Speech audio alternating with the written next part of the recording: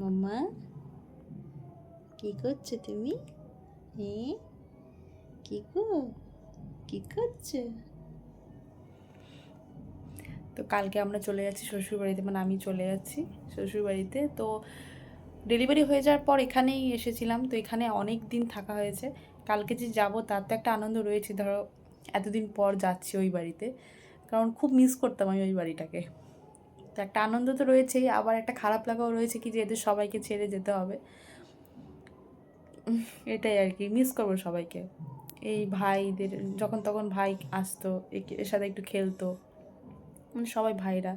তারপর আমার ভাইয়ের বউ, মা, কাকিমা, ঠাকুমা, দাদু, বাবা, কাকা সবাইকে খুব মিস করব। আবার একটা ভালো লাগাও রয়েছে কি ঠাম্মি, দাদাই, পাপা সবাইকে কাছে পাবে, এটা একটা আনন্দ রয়েছে। তো কিছু করার নেই, সমস্ত কিছু মিলিয়ে ঝুলিয়ে আর কি একটা মিক্সড ফিলিং হচ্ছে।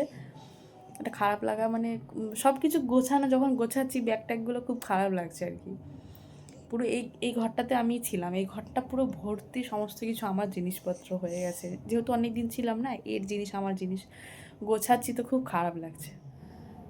বিয়ের পরে প্রথম আমি এই বাড়িতে এতদিন রয়েছি, কোনো দিনই আমি এতদিন এই বাড়িতে বিয়ের পর ছিলাম না। তো একটা তো আনন্দ রয়েছে কি ওই বাড়িতে যাব এতদিন পর, আবার একটা খারাপ লাগাও হচ্ছে সবাইকে ছেড়ে যেতে হবে, মানে সমস্ত কিছু নিয়ে একটা মিক্সড ফিলিংস হচ্ছে।